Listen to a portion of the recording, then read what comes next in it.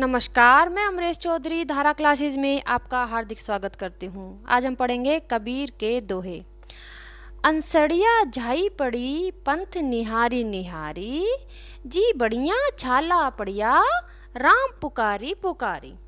प्रसंग देखिए, इस दोहे में संत कबीर ने विरह से व्याकुल जीवात्मा के दुख को व्यक्त किया है। कबीरदास जी कहते हैं कि जीवात्मा बड़ी व्याकुलता से परमात्मा की प्रतीक्षा में आंखें बिछाए हुए है। अंसड़िया झाई पड़ी पंथ निहारी निहारी। पंथ पंथ माने मार्ग, निहारी माने देखकर या जोहते जोहते, अंसड़िया माने आंखों में, और झाई माने अंधकार। भगवान की बाट जोहते जोहते उसकी आंखों में झाइयाँ पड़ गई है, अर्थात उसकी आंखों में अंधेरा छा गया है, फिर भी उसे ईश्वर के दर्शन नहीं होते। जी बढ़िया छाला पड़िया राम पुकारी पुकारी। राम यानी भगवान परमात्मा, पुकारी पुकारी यानी जपते जपते, पुकारते पुकारते। जी बढ़िया यानी जीवा में, जीव में। परमात्मा का नाम जपते जपते थक गया है, जीभ में छाले भी पड़ गए हैं, फिर भी परमात्मा ने उसकी पुकार नहीं सुनी, क्योंकि सच्ची लगन, सच्चे प्रेम तथा मन की पवित्रता के बिना इस प्रकार नाम जपना और बाट जोहना व्यर्थ है।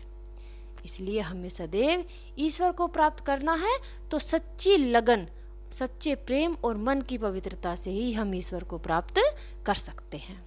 काव्यगत सौंदर्य देखिए, इसमें भाषा सधुकड़ी भाषा, शैली मुक्तक शैली, छंद दोहा, रस शांत रस है इसमें, और अलंकार निहारी निहारी और पुकारी पुकारी में अनुप्रास अलंकार है, क्योंकि न और न वर्ण की बार बार आवृत्ति हुई है इसमें, हा और रा की भी, और पुकारी पुकारी में भी अनुप्रास अलंकार है। झूठे सुख को सुख कहे मानत है मन मोद, जगत चबैना काल है कछु मुख में कछु गोद।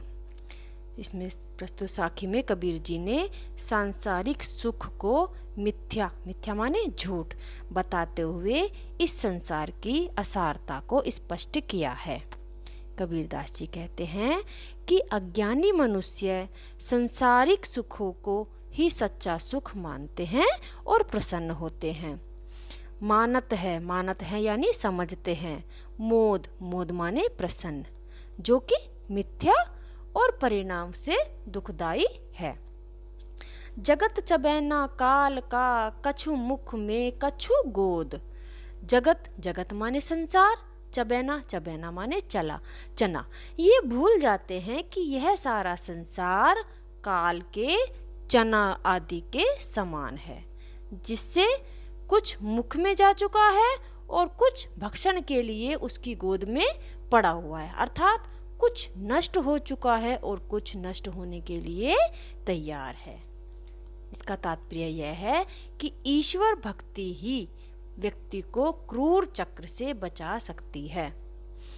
काव्यगत सौंदर्य आएगा इसमें, भाषा सधुकड़ी भाषा, शैली मुक्तक शैली, छंद दोहा, रस शांत रस, अलंकार, अलंकार इसमें जगत चबैना काल का में रूपक अलंकार आएगा, और मानत है मन मोद में अनुप्रास अलंकार होगा।